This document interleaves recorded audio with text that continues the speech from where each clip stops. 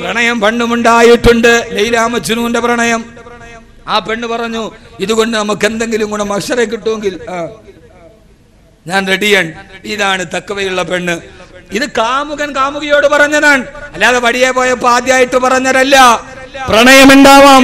പ്രണയം എല്ലായിടത്തും. ലൈല മജ്നൂൻ എന്താ പ്രണയം? ബദറുൽ മുനീർ എന്താ പ്രണയം? പണ്ട് കാലത്തെ പ്രണയം പോലെ ഒരു പ്രണയം ഇന്നില്ല.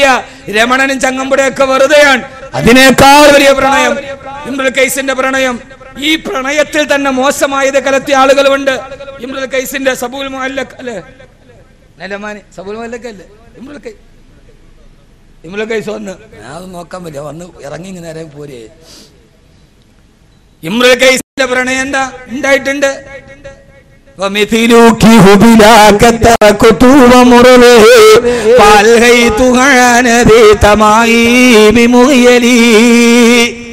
എന്നൊക്കെ പ്രണയത്തിൽ കാമംഗലത്തി പാടിയ പ്രണയനായകന്മാർ.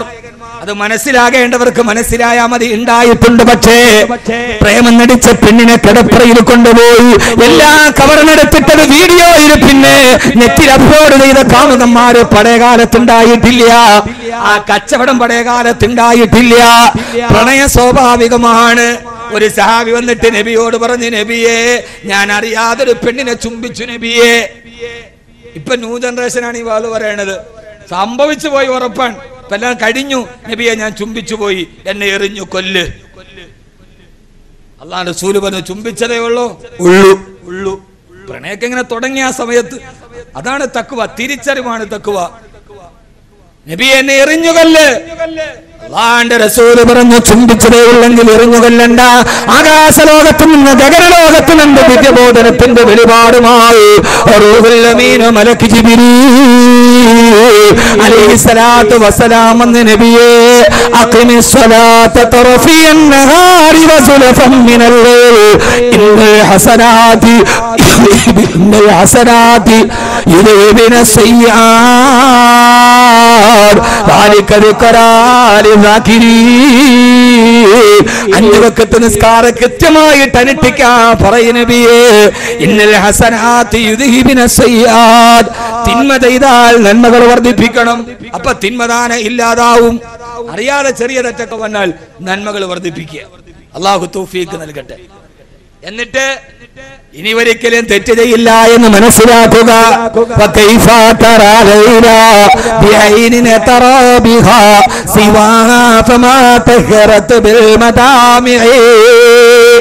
മജ്നൂൻ പാടിയതാണ്, ഞാൻ എന്റെ കണ്ണുകൊണ്ട് ലൈലയല്ലാത്തൊരു പെണ്ണിനെ കണ്ടാൽ, ലൈലയല്ലാത്തൊരു പെണ്ണിനെ ഞാൻ എന്റെ കണ്ണുകൊണ്ട് കണ്ടാൽ എന്റെ കണ്ണിന് അഴുക്കായി പോയി, ഞാൻ എന്റെ കാമുകിയെ വഞ്ചിച്ചു പോയി. ഇനി എന്റെ കണ്ണുകൊണ്ട് ലൈലയെ കാണണമെങ്കിൽ ആ കണ്ണ് ഞാൻ കണ്ണുനീര് കൊണ്ട് കഴുകി ശുദ്ധിയാക്കണം. എന്നാലേ പിന്നെ എന്റെ കണ്ണുകൊണ്ട് ലൈലയെ കാണാൻ പറ്റൂ. എഴുതിയിട്ട് ഇമാമുനാ ഗസാലി റളിയല്ലാഹു തആല ചോദിക്കുകയാണ്, മുസ്ലിമേ, ഹറാമുകൾ കണ്ട കണ്ണുകൾ മുഴുവനും ഇങ്ങനെ വെച്ചിട്ട് ആ കണ്ണുകൾ കണ്ണുനീര് കൊണ്ട് കഴുകി ശുദ്ധിയാക്കാട് എങ്ങനെയാണ് നിന്റെ റബ്ബിനെ നാളെ നിനക്ക് ലിഖാഹ് സ്വർഗത്തിൽ കാണാൻ കഴിയുക? ഇമാമുനാ ഗസാലി ചോദിച്ച്, കരഞ്ഞങ്ങട് കഴുകണ്ടേ, എന്നിട്ട് അല്ലാഹനെ കാണണ്ടേ, തഖ്വയോടെ ജീവിക്കണ്ടേ. ഇതിനാണ് തആവുൽ ഖദ മുമ്പിലോട്ട് വെച്ച തഖ്വ. ഈ സംഘടനയുടെ ചുരുക്കപ്പേര് തന്നെ തഖ്വ എന്നാണ്. അല്ലാഹു ആ തഖ്വ നമുക്ക് നിലനിർത്തി അനുഗ്രഹിക്കട്ടെ. ആമീൻ പറയും മനുഷ്യന്മാരെ. ആമീൻ പറഞ്ഞില്ലേ? അല്ലാഹു തഖ്വ നൽകി അനുഗ്രഹിക്കട്ടെ. അല്ലാഹു തഖ്വ നൽകി അനുഗ്രഹിക്കട്ടെ. തെറ്റ് ചെയ്തിട്ട് അത് തെറ്റാന്ന് മനസ്സിലാക്കി അല്ലാഹുവിലേക്ക് അടുത്തവനാണ് വലിയ പ്രതിഫലത്തെ കുറിച്ച് ഖുർആൻ പറഞ്ഞത്. നിസ്കരിക്കുന്നവർ നേരെ സ്വർഗത്തിൽ പോകുന്നതാണ്. നോമ്പ് പിടിക്കുന്നവർ നേരെ സ്വർഗത്തിൽ പോകും. സദഖ ചെയ്യുന്നവർ മുത്തഖീങ്ങൾ സ്വർഗത്തിൽ പോകുന്ന അവസ്ഥ ഖുർആൻ പറഞ്ഞിട്ടുണ്ട്. ഇത് ന്യൂ ജനറേഷന് വേണ്ടി മാത്രം.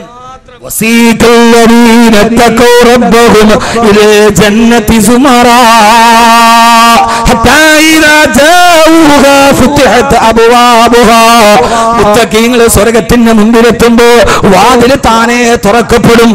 അവരതിലേക്ക് കയറിയിരുന്നാൽ അവർക്ക് ആവശ്യമുള്ളതൊക്കെ ഇവരുടെ മുമ്പിലേക്ക് വരും. മുത്തഖീങ്ങൾ സ്വർഗത്തിൽ കയറുന്നത് ഇങ്ങനെയാ: കിളക്കണ്ട, പൂട്ടണ്ട, അവയിൽ കൊള്ളണ്ട, നിനക്കുള്ളതൊന്നും തന്നെ നീ അറിയണ്ട,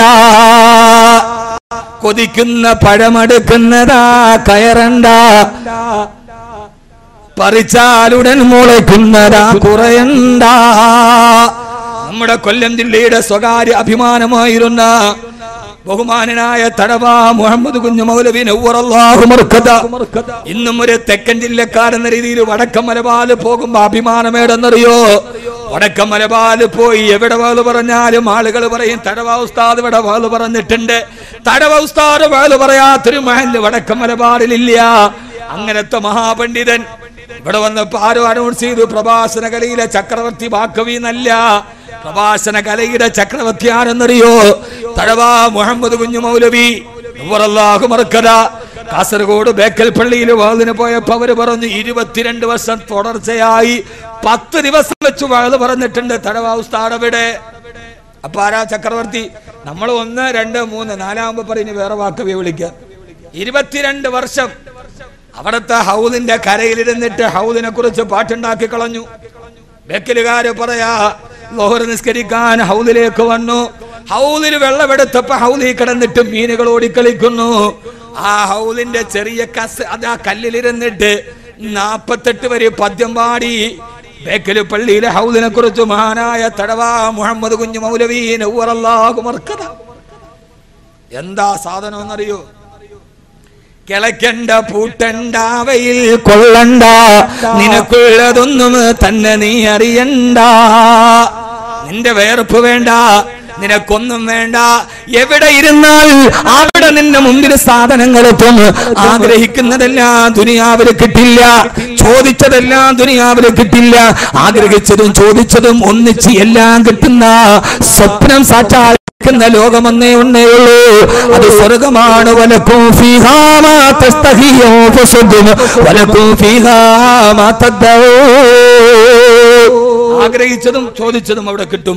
അള്ളാഹു നമുക്കത് നൽകി അനുഗ്രഹിക്കട്ടെ. ഒന്നൊന്ന് ഞാൻ നിർത്തി.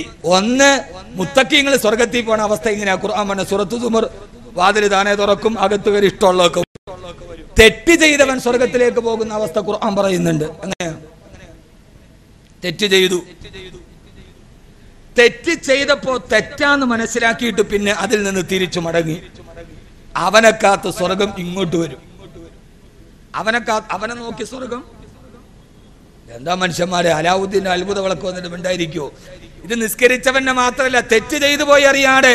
പക്ഷേ അല്ലാഹു തവ്വാബാണ്, അവൻ ഗഫാറാണ്, അവൻ സത്താറാണെന്ന് മനസ്സിലാക്കി തിരിച്ചു നടന്നു. പിന്നെ അവൻ നല്ല ജീവിതം നയിച്ചു. അവനെ അന്വേഷിച്ചിട്ട് സ്വർഗം ഇങ്ങോട്ട് വരും. ബാക്കിയുള്ളവർ സ്വർഗം അന്വേഷിച്ച്, കാരണം നിനക്ക് പവർ കൂടുതലാ. തെറ്റ് ചെയ്തവൻ അതിൽ നിന്ന് മാറി വരുന്നത് പവർ കൂടുതലാണ്. ഖുർആൻ ഇതൊന്നും ബാക്കവി വെളിയിൽ നിന്നല്ല. ഖുർആൻ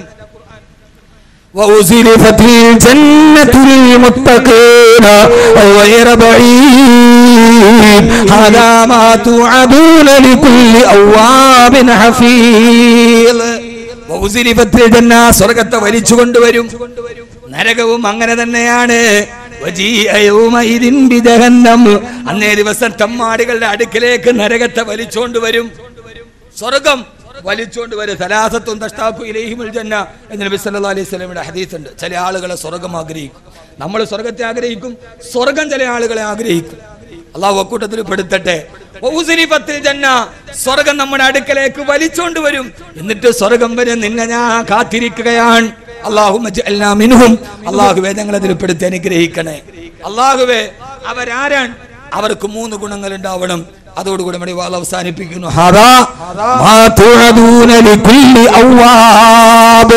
തെറ്റ് ചെയ്തിട്ട് പശ്ചാത്തപിച്ചു മടങ്ങിയ ഔവാബ്.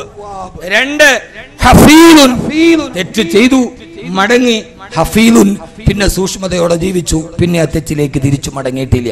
ഇതേപോലെ തലേ തുണി ഇടൂലായിരുന്നു, ഇടാൻ തീരുമാനിച്ചു.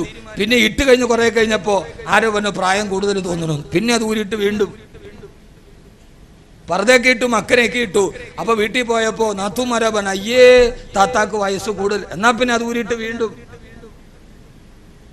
മടങ്ങിയിട്ടില്ല. അവർ അതിൽ തന്നെ ഉറച്ചു.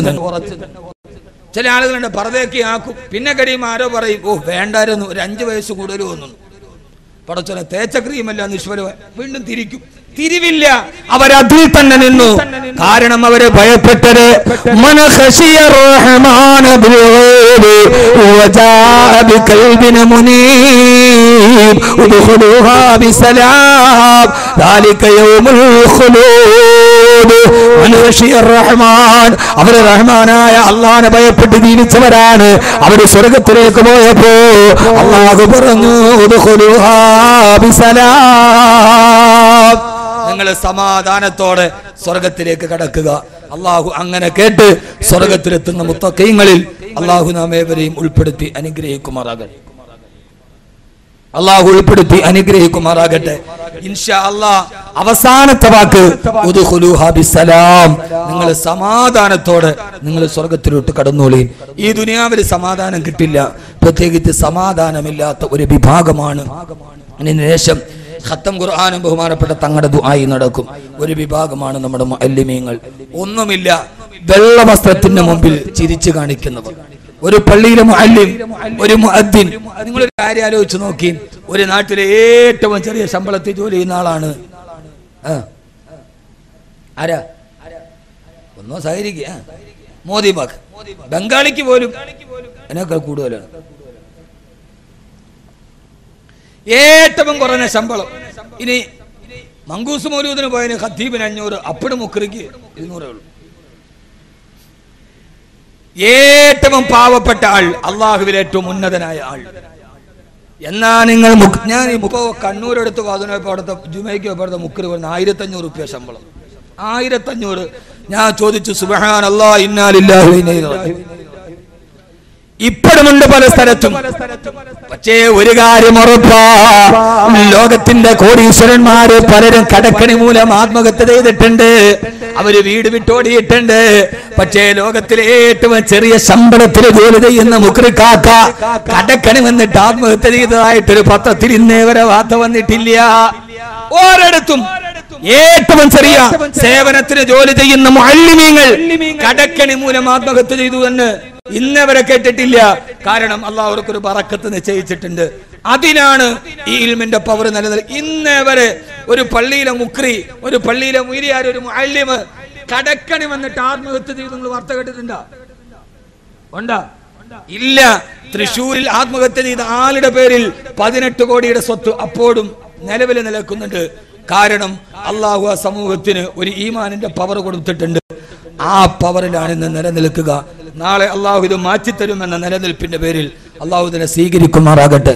എന്റെ പ്രിയപ്പെട്ട സഹോദരങ്ങളെ, ഈ ഒരു സമൂഹത്തിന്റെ അവസ്ഥ മനസ്സിലാക്കാനാണ് ഈ അടുത്ത സമയത്ത് തൊടുപുഴയിൽ ഇബ്രാഹിം മൗലവി എന്ന മൂവാറ്റുപുഴക്കടുത്ത് നമ്മുടെ ഒരു പ്രിയപ്പെട്ട സഹോദരൻ, അള്ളാഹു അദ്ദേഹത്തിന് ആഫിയത്തും ആരോഗ്യവും നൽകി അനുഗ്രഹിക്കുമാറാകട്ടെ.